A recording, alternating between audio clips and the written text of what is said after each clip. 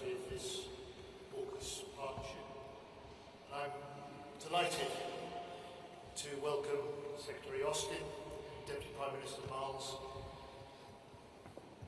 and in some ways very fitting to do so at this venue, the old Royal Naval College in Greenwich, where 6 decades ago naval officers did their first nuclear training on a real reactor that was installed in the basement here, after, of course, our US allies first agreed to share the details of their nuclear technology.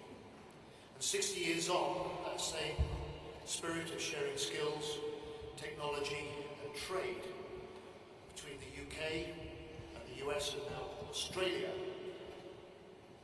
is the foundation for AUKUS and driving us to go from strength to strength. And this close relationship between the US, Britain and Australia has long been a force for stability, security and democracy in the world. From both world wars to the war on terror, our three nations have stood shoulder to shoulder through the generations. And today, in a world of growing uncertainty, this partnership has never been more important. That's an importance that is not just military, it's also economic. And through our meetings today, we've been planning to drive this AUKUS partnership still further, boosting our collective prosperity and security in 3 ways. First, our investment in this partnership helps our industries to prosper and it breaks down barriers to trade. Second, the skills and expertise that we share boosts jobs and boosts growth across our nations. And third, the investment in our future technologies helps drive innovation and will help develop new warfighting capabilities. Here in the UK, to date, nearly £10 billion of investment has been allocated to UK nuclear infrastructure and nuclear industry since the AUKUS partnership was established. And more recently, as a new government, we've confirmed radical trade reforms to break down barriers to trade and to technology sharing exclusively between our three nations, worth nearly £500 million a year in the cost of red tape we're able to remove. And in today's trilateral meeting between the three nations, we also agreed to add lethal UK-made Stingray torpedoes to the P-8 submarine hunting aircraft across all three nations, helping to counter the deep diving and conventional submarines. And of course, then continuing the same commitment to sharing skills and intelligence, which goes back those 60 years to the original nuclear engineers. The UK has today agreed to train hundreds more Australian to operate, maintain and regulate modern nuclear-powered submarines after the first course of 250 Australians was completed this month. And as part of that work, I can announce that Deputy Prime Minister Miles and I have agreed that negotiations will soon be underway for a new bilateral treaty to bind our AUKUS collaboration into law. So this not only reflects our commitment to secure a secure Indo-Pacific region where international rules are respected, it also sends a very strong message that our defence alliance is one that will endure for many decades to come. So I and our new UK government will work to maximise the benefits of AUKUS to our three nations, advancing technologies, developing military capabilities, securing economic gains and growing good jobs. But above all, we will work to maximise the potential for this ever closer alliance to contribute to wider global security and stability. Finally, of course, we have held these discussions under a cloud of growing global insecurity. So in our trilateral and our bilateral meetings, we've reinforced the need to stand together against Russian aggression, towards peace in the the Middle East, and steadfast behind Ukraine for as long as it takes. In serious times, you need serious partners. And so Richard, Lloyd, we in the UK stand shoulder to shoulder with you, and with you we will drive the AUKUS partnership from strength to strength. Thank you. Well, thank you, John. Thank you, Lloyd. It is an honour to be here at this, the third AUKUS Defence Ministers meeting. As John just said, we meet at a time of significant moment around the world, where the rules-based order is under pressure, under threat.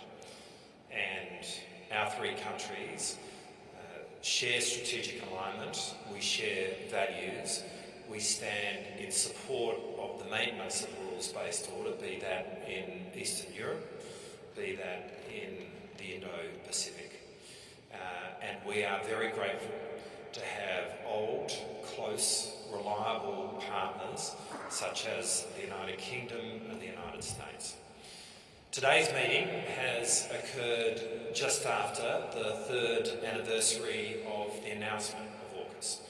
What 3 years ago was an idea, today we can, looking back, rightfully say that idea has blossomed into operational plans and plans which are being executed. Last month we saw in Perth the USS Hawaii, a Virginia-class submarine undertaking a maintenance package of work, which is the first time that an American nuclear-powered submarine has had maintenance performed outside of the United States or an American base. It is the first time that an American nuclear-powered submarine has had maintenance work undertaken on it by non-US citizens. All of this is happening under the banner of the AUKUS arrangement. The very first step in what we announced in March of last year was an increased tempo of visits of nuclear-powered submarines to Australia. That is happening. The Submarine Rotational Force West, which will take place from 2027, is on track, and we are working very closely with both our partners, along with the Western Australian Government, to see that that is happening as well. In South Australia, we have seen land swaps take place with the South Australian Government, such that we now have the site on which a production line will be established to build the future nuclear-powered submarines in Australia, the AUKUS variant, a variant that we will operate in tandem with the United Kingdom. We have seen at the end of last year and the beginning of this, legislative and regulatory changes take place across the US, the UK and Australia, which have created a licence-free, seamless defence industrial base between our three countries.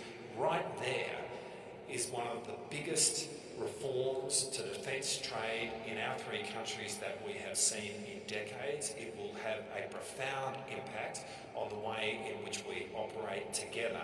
And as John has said, there is an economic dimension to this, which will greatly enhance defence industry across our three countries, building jobs, skills and capability in the US, the UK and Australia. The agreements that we reached in March of last year were legally underpinned by a treaty that was signed by our three countries in August of this year.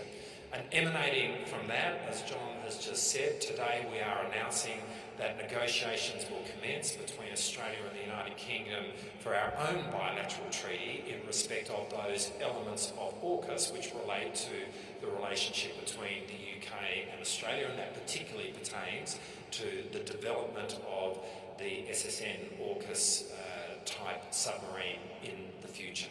And we're really excited about the prospect of undertaking those negotiations.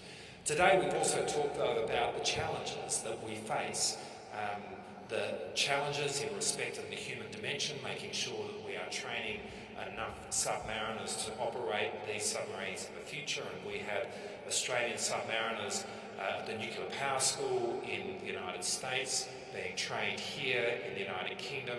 operating on Astute-class submarines, operating on Virginia-class submarines. We have Australian defence industry workers from ASC who are right now gaining skills, working in Pearl Harbor, and the numbers in each of those areas stand to increase. Australia is funding 4,000 additional university places across our university system in AUKUS disciplines to make sure that we are building the skills that are needed to deliver this project. In respect of AUKUS Pillar 2, we've also seen really significant developments.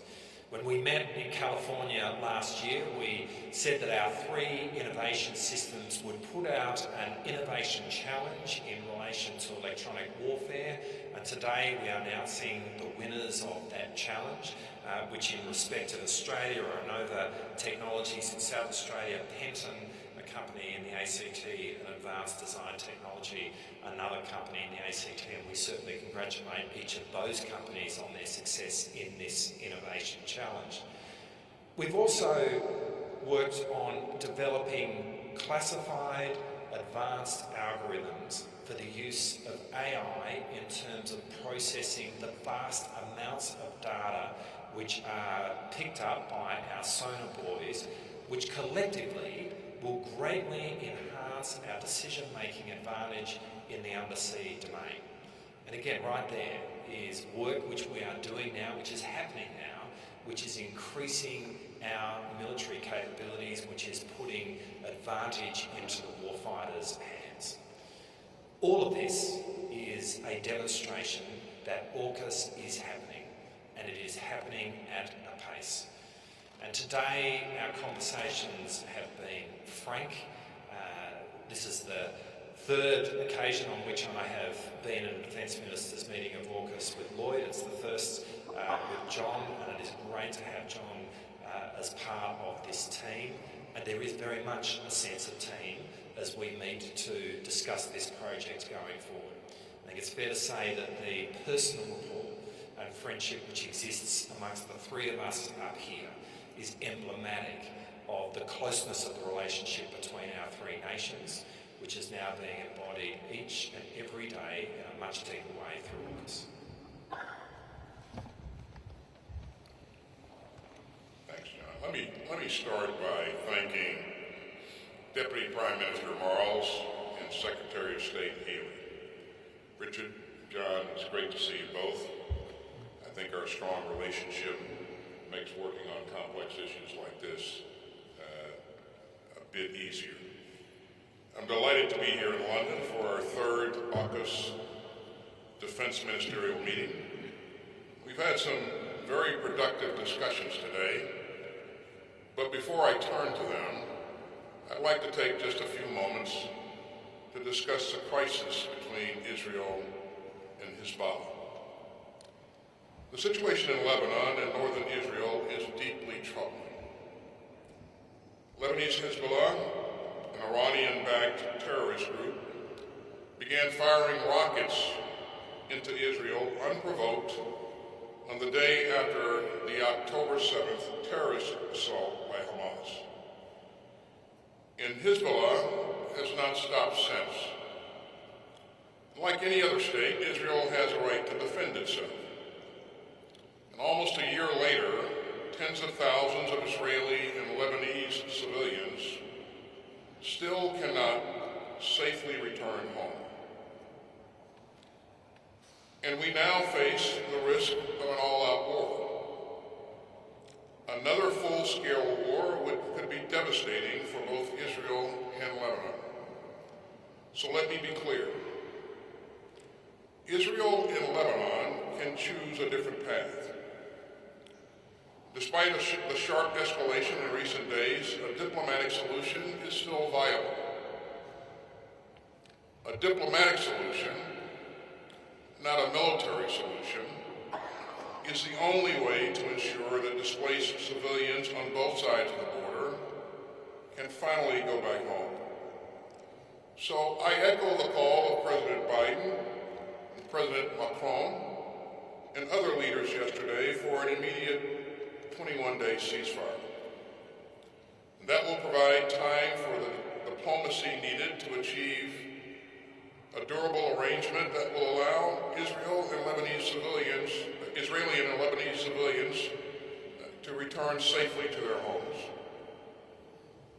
This time can also be used to conclude and implement a deal to secure a ceasefire in Gaza and to bring all of the hostages home. All parties should seize this opportunity. It can bring much-needed calm to Israelis, Lebanese, and Palestinians whose lives have been turned upside down since the Hamas assault on October 7th. And make no mistake, the United States remains postured to protect our forces and our personnel across the Middle East. And no one should try to exploit this crisis or expand this conflict. So we will continue to work tirelessly to avoid another tragic war and to find a diplomatic path forward. And with that, let me turn back to today's AUKUS agenda. Together we have reaffirmed the extraordinary strength of our AUKUS partnership. And we showed our shared vision for an open, free, secure, and prosperous Indo-Pacific. Our three proud democracies share a deep and binding belief in the rules-based international order, in a system that respects human rights, upholds the rule of law, and insists that disputes be resolved peacefully.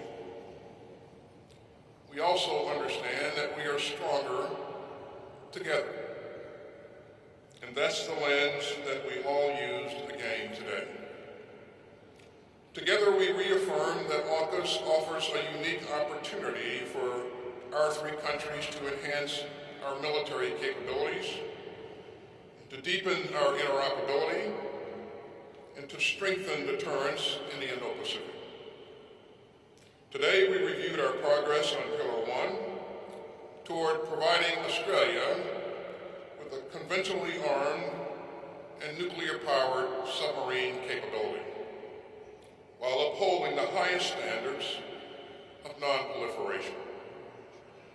And I want to thank the sailors from all three of our navies who are working tirelessly to ensure that we succeed. Over the past year, we increased the number of officers and sailors from the Royal Australian Navy attending U.S. and British submarine nuclear reactor schools. And U.S. and Australian sailors, along with UK observers, recently conducted maintenance together on a U.S. submarine visiting Australia. This was just the first step toward ensuring that Australia has a sovereign nuclear-powered submarine capability. We're also making progress towards having a rotational presence of U.S. submarines by as early as 2027. Both will help to enhance security and stability across the Indo-Pacific region. The United States also remains committed to supporting Australia's efforts to recruit and train the skilled workforce needed to build, maintain, and sustain and operate a nuclear-powered submarine.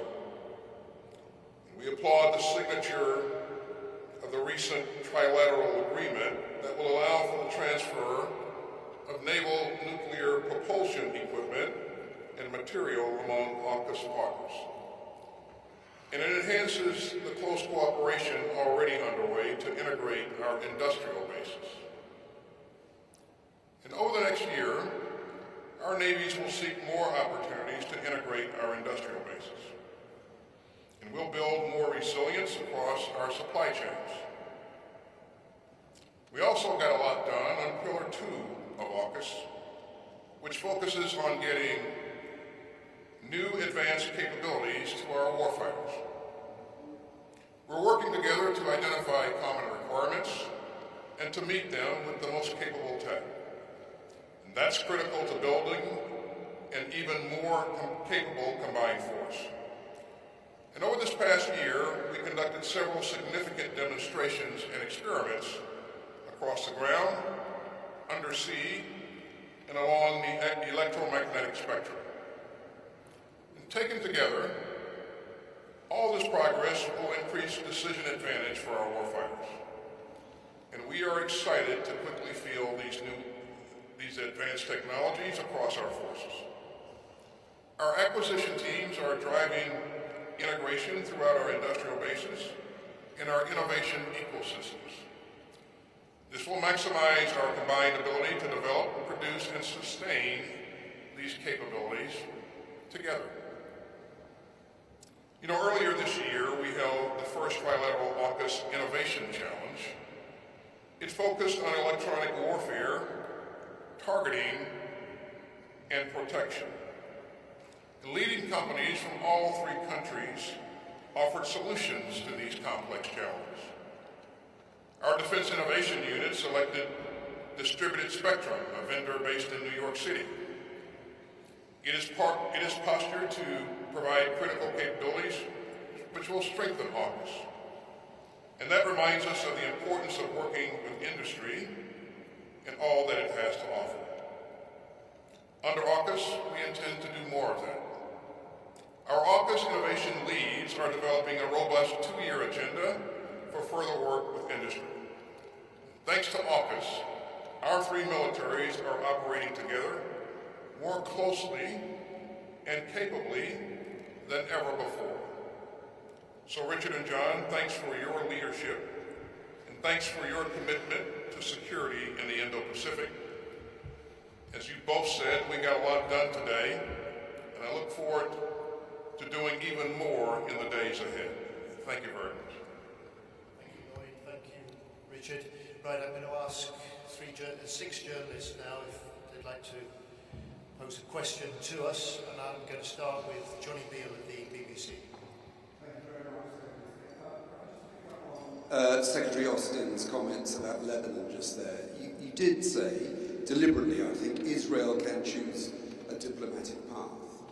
Now, Israel, you have said, should be part of that ceasefire you want. Yet we've heard from Prime Minister Netanyahu today directing his own forces to continue the fight with full force. So are you worried that he is ignoring your appeals for a ceasefire? And also, is there a limit to US military support for Israel? We haven't seen any limit so far. You're still supplying them with arms. But are there red lines? For example, if Israel chose to carry out a ground invasion into Lebanon, is that a red line for you?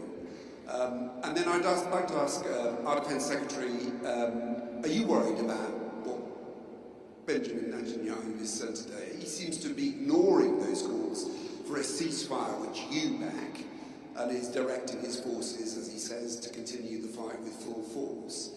Are you any nearer also to those? You put 700 British troops into Cyprus, along with more US assets going into the region as well. Are you any nearer to that position where you're going to have to activate an evacuation, a military evacuation of British citizens in the country? Because many say they can't get flights out. And I'd ask that also of the Deputy Prime Minister. You have Australian citizens in Lebanon. What are you doing about getting them out safely, and are you going to be part of some military evacuation? Thank you very much, sir. Lloyd, do you want to have first crack at Thanks, John. multiple questions? Thanks for the question, John. Israel has stated that its goal is to return its citizens to their homes in the north. And I believe the best and the quickest way to do that is through diplomacy. And I think that, there's no question that both Israel and Lebanese Hezbollah have stated that they do not want to see an all-out war. A war between LH and Israel could be devastating for both entities. And so we believe that the best thing that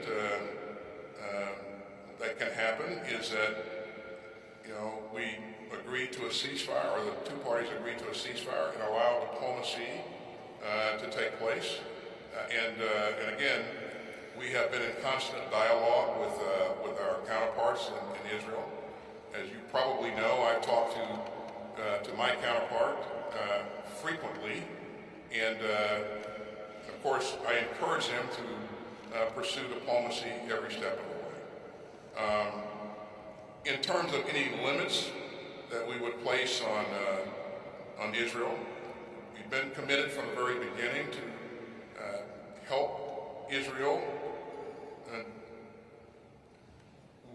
provide the things that are necessary for them to be able to protect their sovereign territory, and that hasn't changed and won't change in the future. Thank you. The calls at the United Nations at this time, this week, led by President Biden, by Prime Minister Starmer and a number of other nations for this 21-day ceasefire, unprecedented calls together at the United Nations, offer a pause in the fighting, as Secretary Austin has said, and the chance to see negotiations. There is a way that Israel can see its thousands of displaced citizens return to their homes in northern Israel, and those Lebanese can return to their homes as well, and that's the American-led Hochstein Plan. The Israelis have said they're prepared to accept that, and I urge Prime Minister Netanyahu and the Lebanese Hezbollah leaders to pay heed to the combined voices at the United Nations to do just that. 21 days, a ceasefire where talks can start and the fighting can end and the chance of a longer-term settlement may emerge. On the question of the British nationals in Lebanon, this is our first concern, their safety. It's the first duty of a government is to look after the interests of its nationals. Our advice on Lebanon has not changed in recent days. It's been the same for weeks. Don't go to Lebanon, and if you are in Lebanon, then leave. And there are at present commercial flights leaving Lebanon. But any sensible government must make preparations for future developments. So I left the Labour Party conference early this week on Tuesday morning. I chaired a meeting of COBRA officials that afternoon to ensure that if we see rapid developments in Lebanon, then Britain, with allies, is ready to respond. And in the last 24 hours, we've flown 700 UK military personnel to Cyprus. They stand ready to act should they be needed at short notice. Firstly, Australia has added its voice, along with the US and the UK and other countries, for a call for a 21-day ceasefire to enable diplomacy to have the opportunity to establish a longer-term peace on the Israeli-Lebanon border. There are a significant number of Australians Australian citizens who are in Lebanon, and we have been very mindful of that population of Australian citizens in Lebanon really since this conflict began. We do have in place plans and preparations in respect of a range of scenarios, and we stand ready to activate those preparations. But the most important thing that can be said right now is to echo what John has said, and that is that Australians who are in Lebanon now, this is the time to leave. Don't wait. Take the opportunity to leave while you can. The quickest way to getting to safety is to take steps as we speak, and for those thinking of going to Lebanon, don't go. It is really important that people use this moment. and we are speaking as loudly as we can to the more than 10,000 Australian citizens who are in Lebanon. Now is the time to leave. Thank you. Can I move to Bridget Bollison, please, ABC? Thank you. Secretary Austin, as the Deputy Prime Minister said, Australia has thousands of citizens in Lebanon. Given the close partnership that we've seen evident today, will the US, has there been discussions about how the US could possibly help Australia in getting these citizens out safely? Bridget, there's a bit of an echo, so I couldn't understand the question completely. If you could move your mic a little closer, maybe, and speak up a little bit. Sure. I was just wondering if there's been any discussions about how the US can help Australia get their citizens in Lebanon out safely, given the partnership we've seen on display evident here.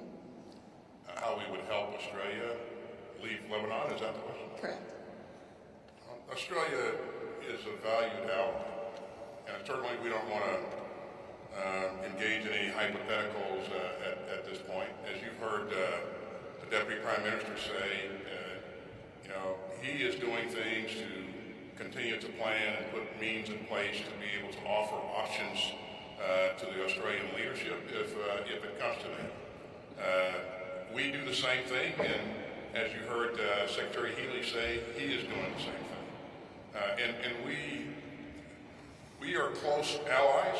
We will always endeavor to help each other when and if that time comes. But again, that hadn't presented itself yet. But Australia and the UK, I would hope that they would feel that they can always count on the United States of America. Perhaps I might just respond and say there's not been any request, obviously, of the UK or the United States. Right now we are talking about a hypothetical, but the most important message for people today, Australian citizens in Lebanon today, is to leave. That's the most important step that people can take. But as Lloyd said, we, in our preparations for a range of scenarios, work really closely with both the US and the UK. There is a history of cooperation which goes back decades. We have seen scenarios in Lebanon previously over the last 2 decades, and they still remain fresh in our minds. But the most important step in relation to all of this as we speak is for Australians in Lebanon to leave today, right now. Thank you. Hayley Britsky, CNN. Thank you so much. Secretary Austin, you've spoken with your Israeli counterpart multiple times in the last week. Given Prime Minister Netanyahu's comments today, do you have confidence that Israeli leadership is listening to the U.S. when it comes to this conflict with Hezbollah? And Secretary Healy, for you, can you speak about any detailed conversations between you and Secretary Austin regarding lifting the ban on Ukraine using Storm Shadow missiles to strike deeper inside of Russia? And is the UK prepared to move forward and allowing Ukraine to do this without the U.S. if the U.S. does not give approval? Thanks, Haley. You heard me say a couple of seconds ago that a full-scale war between LH and Israel could be devastating for both parties, and it could lead to a larger conflict throughout the region. So that's not in the best interest of anyone. And the best way forward is to pursue a ceasefire that will enable diplomacy to take place. Again, I know that our diplomats continue to engage each other on this issue. I am confident that they'll continue to find a way to do just that, get to a point where we can see a ceasefire and still work towards a diplomatic solution. But we recognize that there's hard work to be done. We are committed to doing that work. And yes, I am optimistic that the right things will happen. Hayley, we've been a government now in the UK for 10 weeks. In that time, we've stepped up the military aid that we've providing to Ukraine. We've sped up the deliveries of the aid that had previously been pledged. We've struck a new industrial treaty with Ukraine so that we can not only provide what they need now, but we can produce what they need in future. And the main focus for the discussions between Secretary Austin and I this morning over Ukraine were how we get behind the victory plan that President Zelensky has presented in the US this week, and how we can reinforce the Ukrainians' position in the months ahead in the face of a continuing onslaught from the Russians on the eastern border. And in the end, we're talking about resolution of conflict and ceasefire in the Middle East. Putin could end the war in Ukraine today if he pulls back his troops and ends his illegal invasion. Can I move on to Mark Nicola, Daily Mail, please? Thank you, Mr. Healy. If I could ask you this question and then jump to it to Mr. Austin. As the Daily Mail has reported recently, the Royal Navy hasn't had an attack submarine on operations for more than 2 months, and most of the Astute class are alongside undergoing repairs. This has necessitated a greater reliance on the UK's allies, in particular the United States. So when will Britain be able consistently to protect its bomber submarines which carry the UK's nuclear deterrent? And to Mr. Austin, how familiar are you, as US Secretary of State for Defence, with these many long-standing issues within the Royal Navy, and how comfortable are you given it's the US that is often required to plug capability gaps? Well, Mark, you know I won't comment as Defence Secretary on anything operational, but I will say as Defence Secretary I will allow nothing that compromises the security of our UK nuclear deterrent. And I would just say to you this, President Putin knows just how capable and world-class our submarines and our underwater systems are. And today, we as three nations have been discussing the way that our national forces can be strengthened by being developed and deployed in the future together through the AUKUS partnership. So this is a partnership that reinforces our national securities, but also collaboratively reinforces wider national and international security and stability too. Hey, Mark, I think the question was whether or not I'm confident in the UK's capability. Is that correct? Yes. Hey, listen, we have been trusted allies for a long time. We've fought beside each other, bled with each other, faced difficult challenges with each other. And I was telling the ministers earlier today, the short 41 years that I spent in uniform, a good part of that, well over 5 years was in combat, on and off. There was never a place that I went where I didn't have a Brit or an Aussie that was in that formation. That's how closely we've been working together for a long time. Matter of fact, when I was a Land Forces commander in Iraq, my deputy was a Brit, a man by the name of Sir Richard Barron. You probably know about him or know of him. He rose to prominence in the UK military.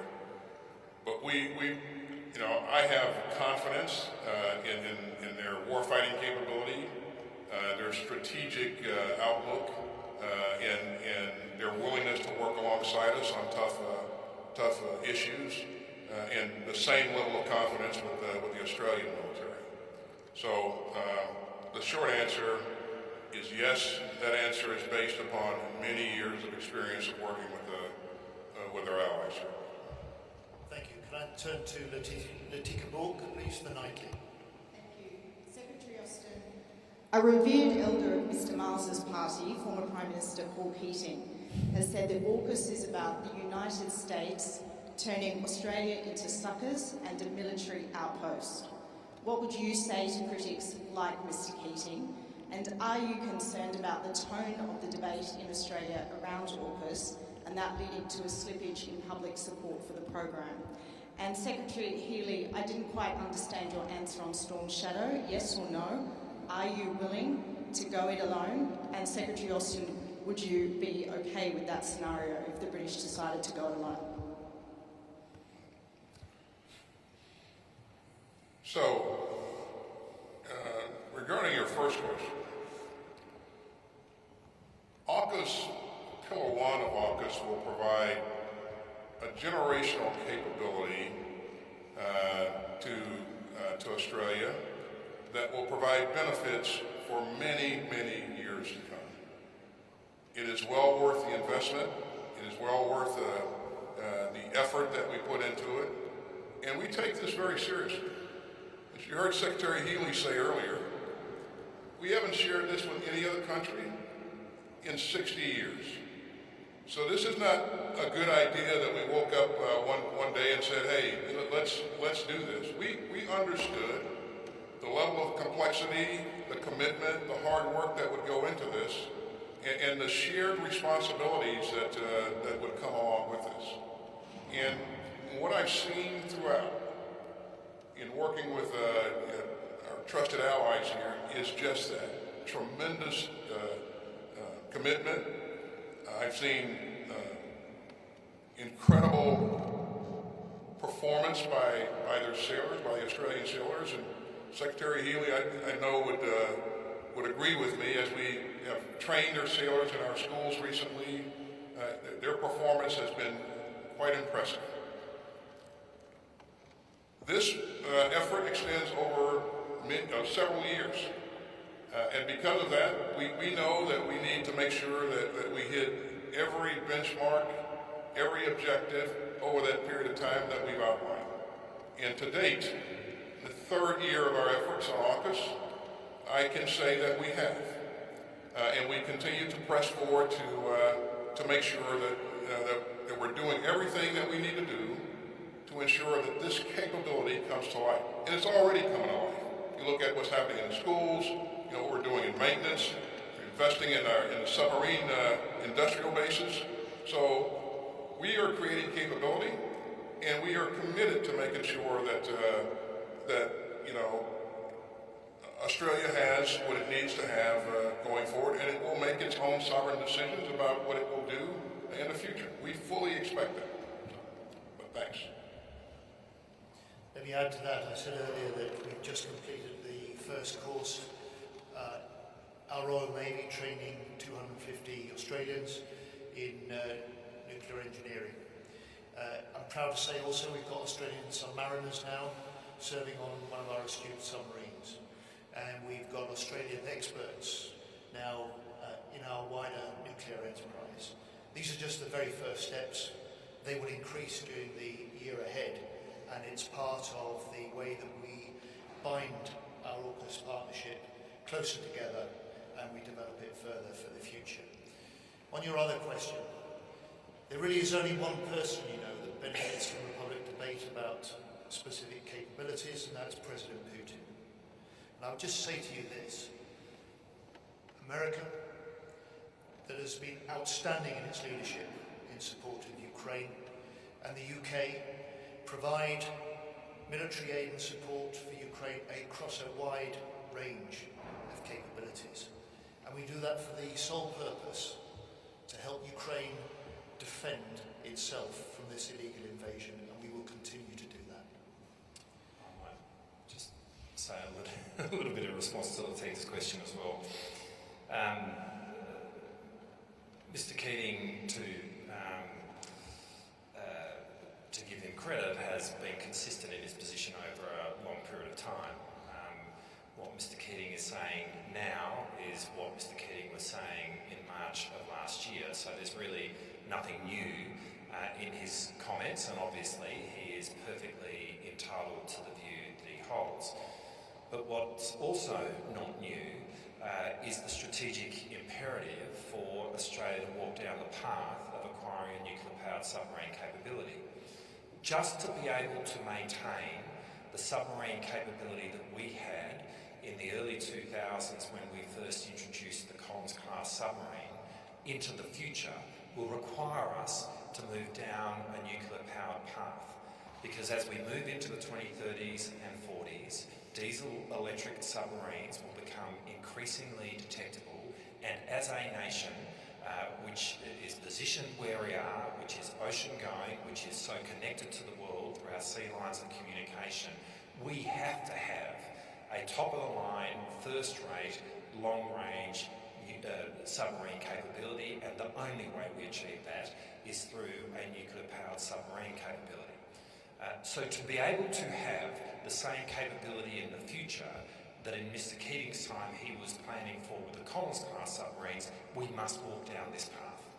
But of course, a nuclear-powered submarine capability will be greatly in advance of anything that the Collins-class submarines offer us today, as capable as they are. This is the most significant, or one of the most significant leaps in military capability that our nation has ever taken. And as Lloyd just said earlier, this is only the second time in history that we have seen countries pass this technology onto another country, the first of course being when the United States provided this technology to the UK. So it is not lost on us the significance of the step that we are taking, but this is utterly essential for Australia's future, and the strategic imperative of that remains unchanged irrespective of what Mr. Keating says.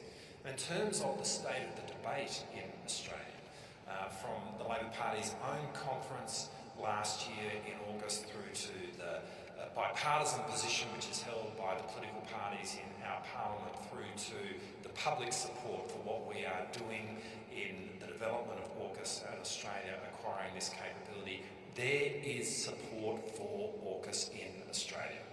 I mean, that is where the public debate stands. There is absolutely support for this, and we will continue to make the argument to the Australian people. We are really comfortable and confident about the way in which that argument is being received.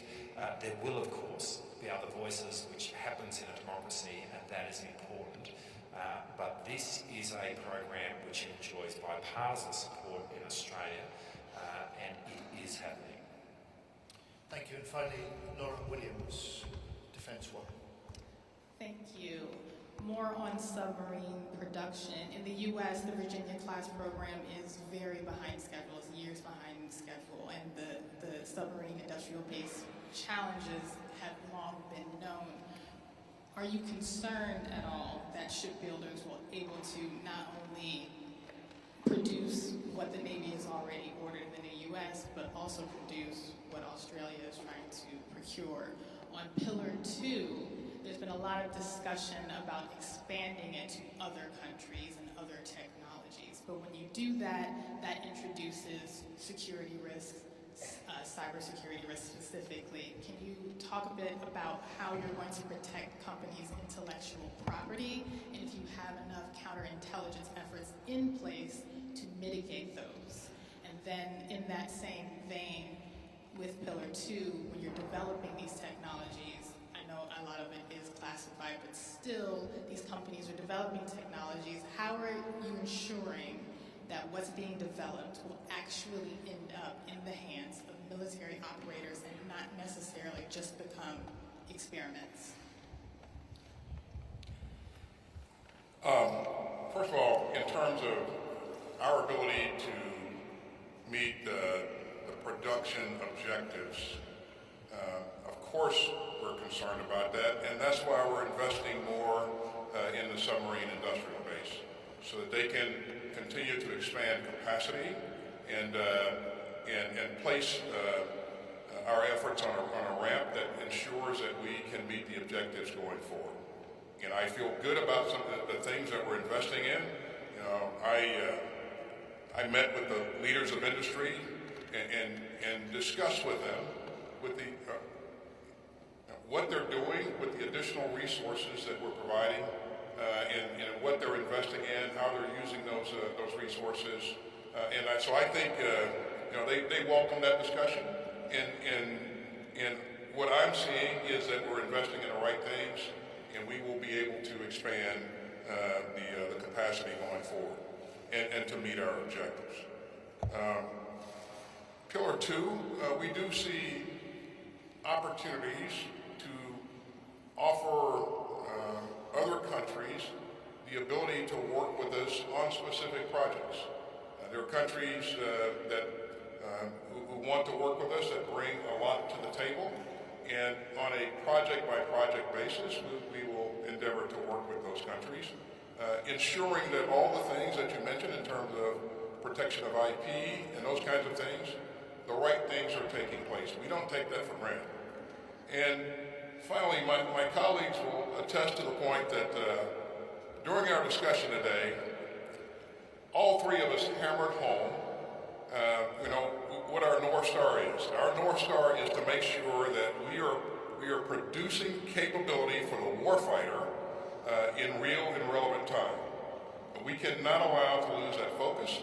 That's our current focus, and it will be our focus, for the foreseeable future going forward. Let me just finish off by underlining that point about timescales. These are the submarines in particular, and Pillar 1 are decades-long programs. This is perhaps the most complex engineering and technologies on the planet, but there is an imperative to see every day counts, because it's what we do now and in the weeks and months ahead now that will determine whether or not, to time, towards the end of the 2030s, the first AUKUS submarines are built and put into operation. And in our discussions, that theme ran throughout. Timescales are tough, but they're essential, and that together we are absolutely determined that we will deliver. So thank you. Thank you all. Thank you all very much.